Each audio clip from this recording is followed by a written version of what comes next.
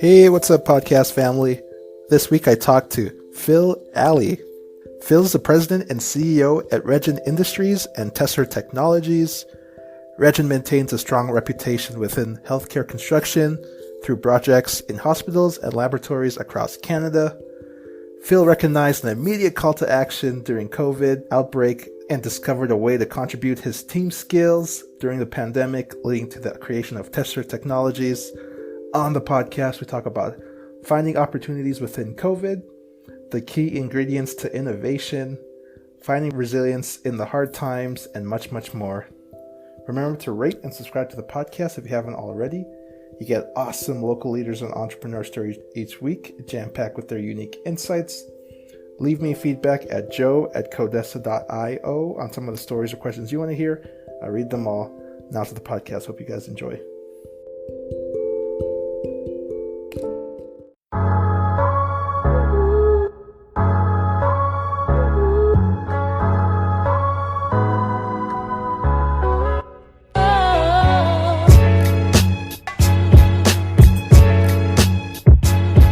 We are live. Welcome to the podcast, Phil.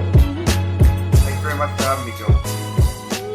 I'm super excited to have you on the podcast. Obviously, you're the CEO of a company saving and changing lives. But before we jump into all that good stuff, perhaps give us a little backstory of who you are and what you're up to.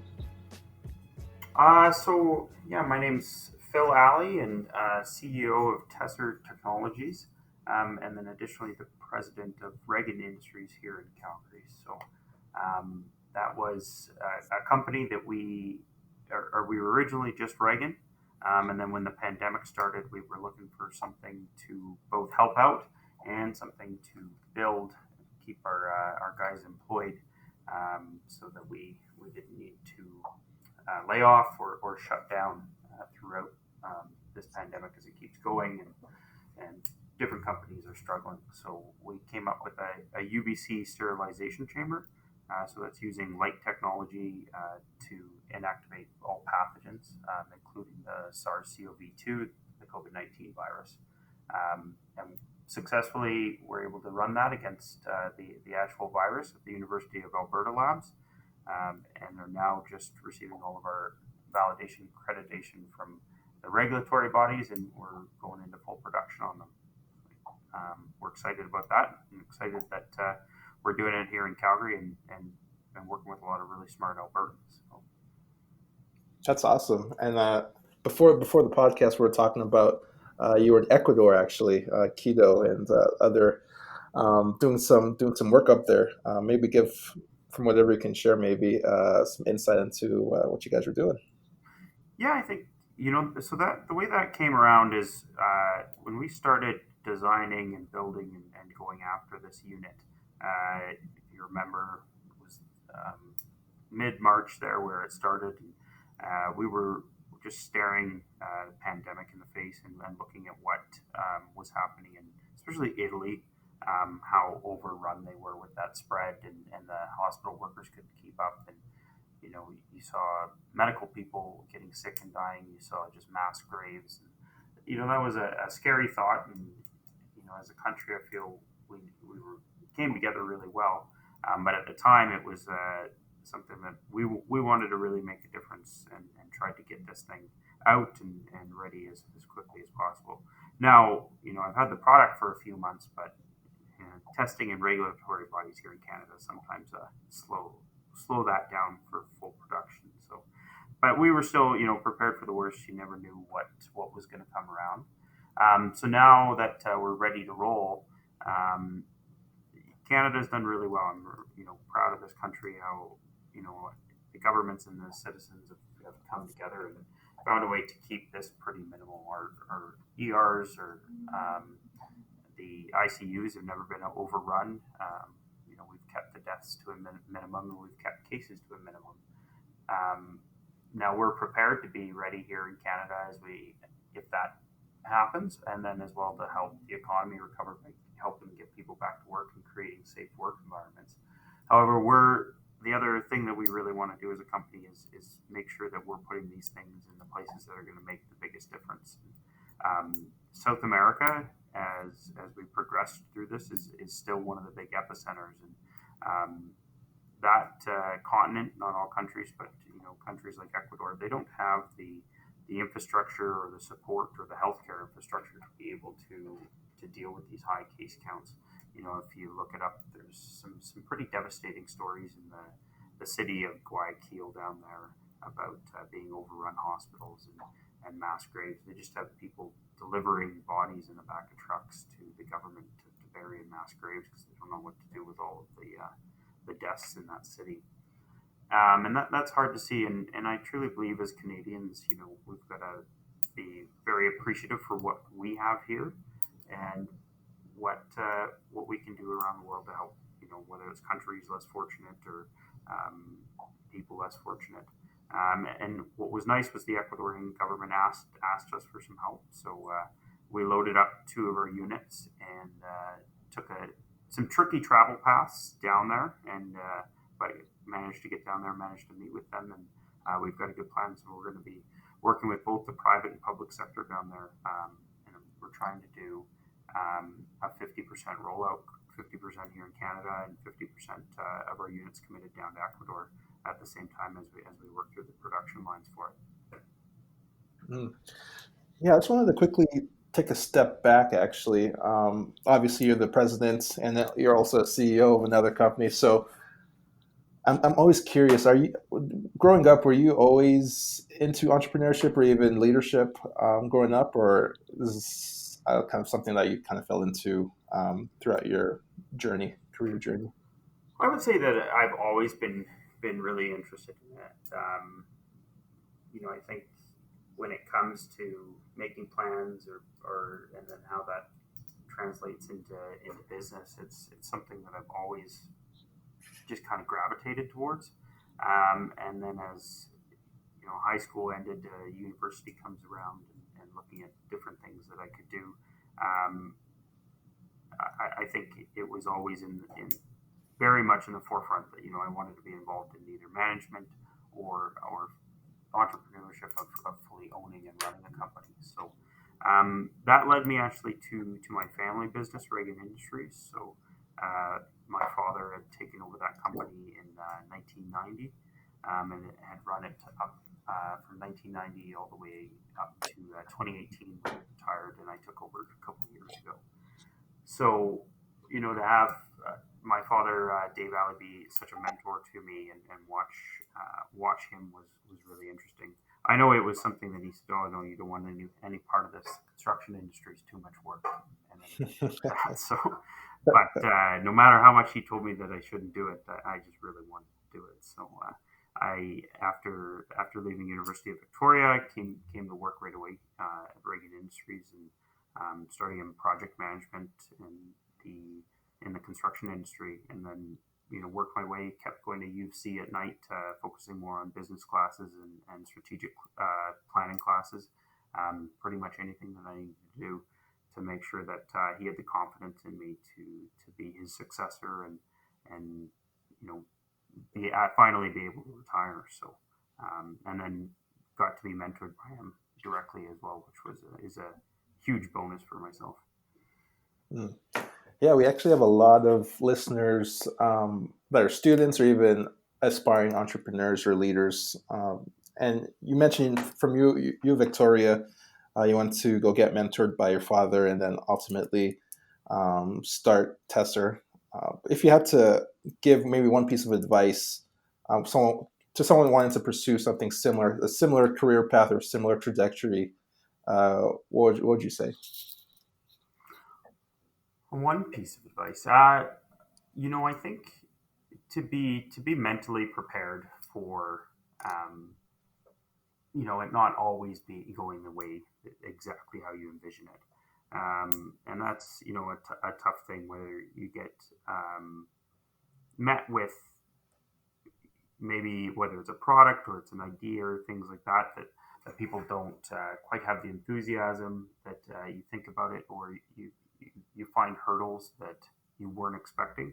Is that you got to be mentally prepared for that and ready to bounce back. Don't get discouraged just from that first one or something bad happens and you abandon it. I know, just like I said with this unit, when I first ventured out into it, and we had to partner with multiple universities and another tech firm here in Calgary called U Technology, because we didn't have any background in this understanding how lights can be used for sanitization and sterilization. So um, we're from the construction and metal fabrication industry, and I said, well, I know I can design this in a month and build it in a month, so I should be selling it in 2 months. But that's just not the reality of how things always work. And, I'm happy to be ramping up and scaling for production now. But at the time, all I wanted to do was get this out there and have it be successful, and like I said, make that difference in the pandemic. Um, Now I'm sitting at 5 months, and I have to keep reminding myself that lots of times other people take 2-3 years on each product development. So we're still doing it extremely quickly, but you can't always measure up to your own expectations, and be prepared to fight through that and be resilient through it for sure. Absolutely. Would you say that's one of the unique skills that you have, resiliency?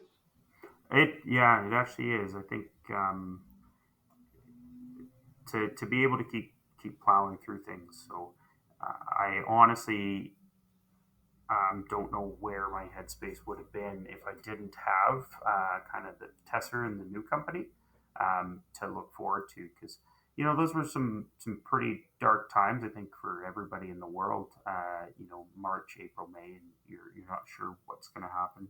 I think we've got a little bit more light at the end of the tunnel, and we're back out in society, and we find ways to minimize the spread with masks and stuff like that. But being in isolation and trying to sort out what I was going to do with the company. So for Reggin, we do a lot of work specifically here in Calgary and in the construction industry, and it's been tough the last couple of years for sure. It's just so tied to the economy, and nobody's building office towers right now. Nobody's really spending money on the ornamental metals like expensive stainless steel things. So margins are tight, economy's rough, and then you throw a pandemic in there. So we were supposed to be in YYC, um, the the old terminal, working on some projects in the renovations there, but the trickle down effect. So they're down to, I think, 5% of their regular flight traffic, and that creates all their revenue and their taxes to pay for upgrades, renovations, and everything. So they've halted all capital projects until they get this thing righted.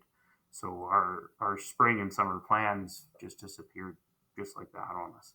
Um, and other projects got halted, and people weren't awarding things. So I've got that, and personally sitting there, sitting in isolation and at home when I'm not at the office, and then trying to sort out how we're going to keep people working, how we're going to afford to keep paying payrolls, and then as well, how do you keep people safe? So um, I'm pretty happy with the company and the industry we're in, but we're not afforded that luxury just to move everybody to home.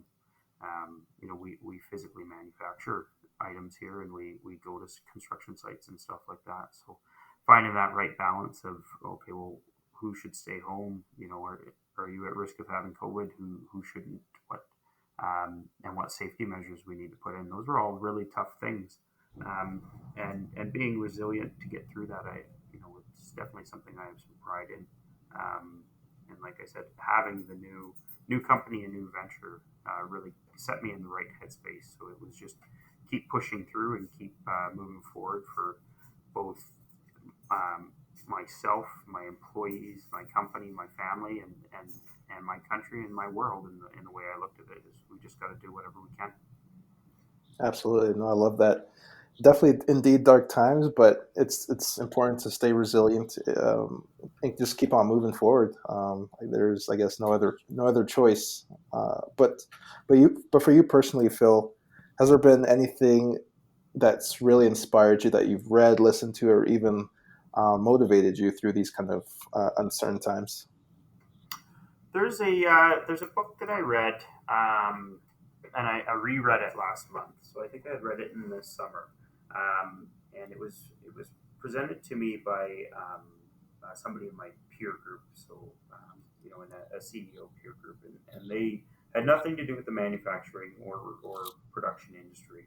And they said, I think that everybody should read this, even people who aren't in it. Now it worked twice as good for me because I could physically apply it exactly how the book is written. It's called The Goal, and it's written as a fictional book because you actually follow a character through him needing to sort out problems in a company, and most of those are the bottlenecks of a company. But the way I've looked at it is you can apply that to any office, even if you're doing programming or anything like that. You can understand where your bottlenecks are and what you need to do to change them. So it's a lot of scientific, or not scientific, but lean manufacturing principles and stuff like that, written into a story of a guy that actually is applying it to his business at that time and the different problems he's facing. Um, but it's nice because in that same aspect of the resiliency side, he's facing an impossible task, and they're looking at shutting down this plant if he can't get it fixed in 3 months, and something like that. So it speaks to you, but on the other side, it's motivational, and if you can really read into the principles behind the lean manufacturing and stuff like that, there isn't any reason that you can't apply it to an office setting, anything like that as well. Absolutely. What's Speaking of which, what's one common myth about leadership or even the industry that you wish would be debunked? Oh, I guess on our industry is an interesting one. That on the Teser side, so Teser, is in the UV technology realm, and there's a lot of stories out there going around about, well, people saying things are done one way, and then or sorry, you can actually, you know, do this, you can use it like this, and everything. And a lot of that is actually even like Chinese manufactured materials coming in. And the problem is that um, there is no regulatory body for it yet. So you can really claim that you can do anything. So to battle that misinformation out there is tough, and then it's going to create some distrust in the industry. It's why we've focused on partnering with associations that are accredited. So McGill University, University of Alberta, and Initech Alberta. So a lot of people don't know about Initech Alberta, but it's actually one of the biggest labs in all of Canada. They have 1 million square feet of lab testing space here, and it's a government owned industry. It's the technical arm of the Alberta Innovates Fund. But but in terms of that myth about our industry is there's a lot of articles going on out there that says, UVC technology isn't safe, UVC doesn't do what it says. Not all products do, and the problem is because there's no bodies regulatory saying that they are doing it. So that's why we're focused on uh, getting information about it out there, and as well working with accredited institutions that people would trust as well, so that they know we're not like that Chinese manufacturer that you buy from Amazon that says it does this. Absolutely. I mean, there's a bunch of people obviously curious due to the pandemic, what the new normal is going to look like, and for myself also, that's a question I've always discussed with my peers. But just wanted to ask you, Phil, what's what are you curious about right now? In our industry, there's something specific. It's called FAR UVC, um, and I think that it's going to be part of the new normal. And what FAR UVC is it's a wavelength that does the same thing that our technology does. However, it isn't harmful to human skin or eyes. Um, and that is, I think, going to be huge for protection against pandemics, stopping future pandemics. It's possible, depending on how long this COVID-19 pandemic goes on, that it can be used to battle it as well. Now, I'm extremely curious about it, and we've already begun testing and developing on it here.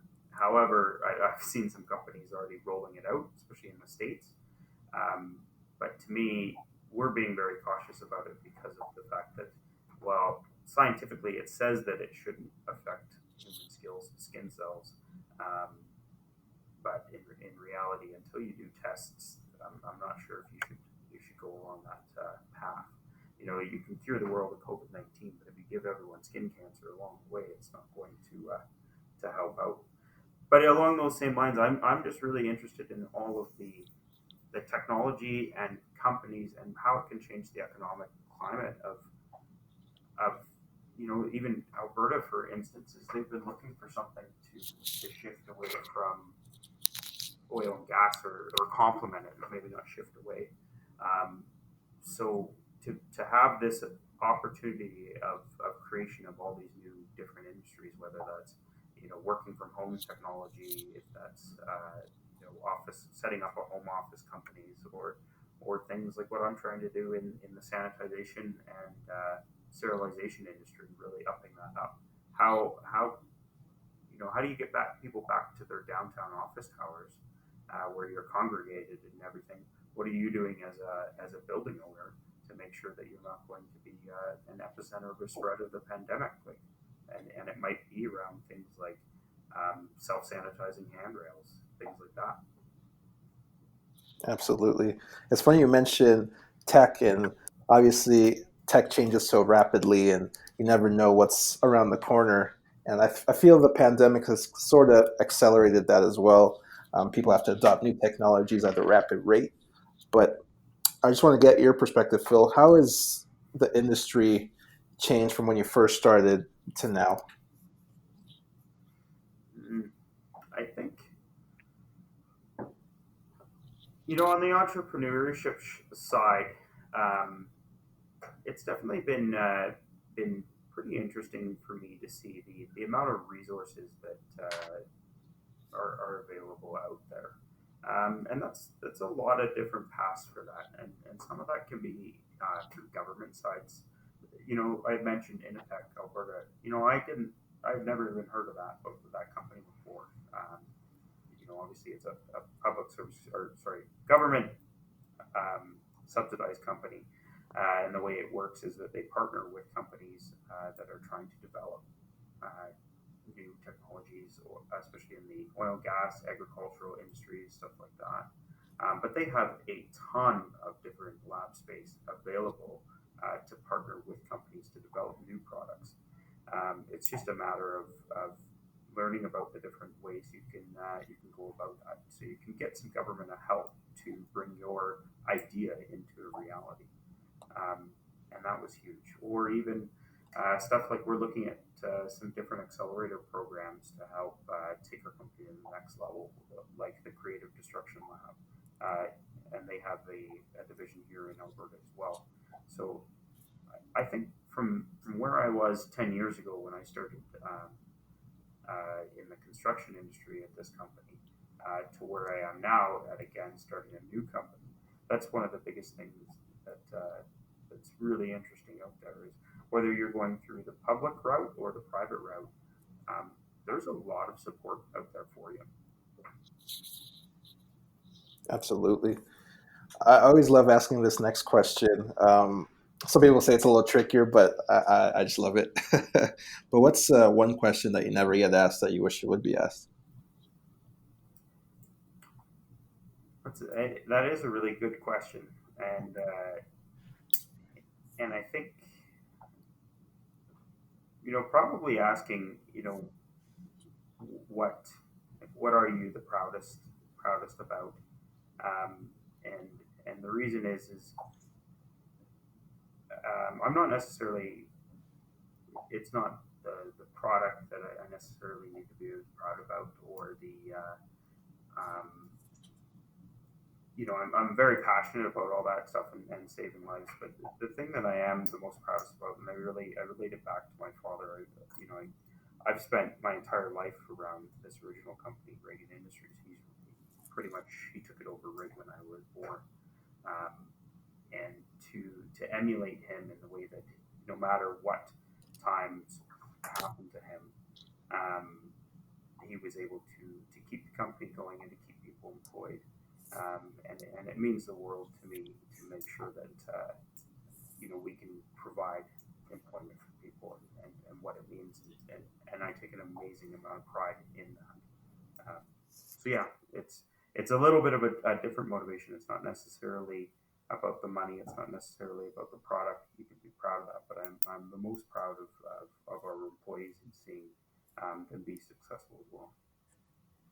Absolutely. No, I really appreciate you being on the podcast, Phil. Where can our listeners connect with you online? So we do have a website, teser.ca, and then all of our Instagram, social media platforms are up there too under Teser Tech or Teser Technologies. So if anybody needs to reach out, there's information on the website. You can go through social media. You can reach out to Brooke Haichu. She shares an office here with me now. So if you need to get to me directly, if you reach out to her, she'll get me the message. Well, thank you so much for being on the podcast. I usually like to end the podcast with the guest posing a question or a quote or a story to the audience to leave them kind of you remembered. I definitely don't want it to be too cheesy, but just because of the pandemic time and it was the total attitude that I had. I think they closed down the NBA was on March 13th and March 14th. And that was when it kind of became a reality. Obviously, I think March 14th was when they canceled hockey games, and that's when it becomes a real reality for Canadians. So, and I was in, like I said, it was a tough 10 days trying to figure out exactly what we were going to do. Ontario had closed all non-essential construction projects, so only infrastructure projects. So I said, well, if Alberta does that, I'm in a worse spot than they just closed down because I still have infrastructure projects to do, but half of my stuff isn't that. So what do I lay off half the staff? I was looking at it and was only looking at the negative side of it. And then I have no idea where it came from, and it wasn't a quote that I had heard before, but I think it's Sun Tzu's Art of War in there, and he might be talking about war, but I just really liked what it was, where out of chaos comes opportunity, and I read it and I looked at it and I just decided that day that you're right. I mean, there's never been a bigger global shift or a disruptor to anything since maybe the World War as to what this pandemic's going to do. And we've been sitting here in a tough construction Alberta economy, so maybe this is the opportunity that we needed as a company to find something else. So,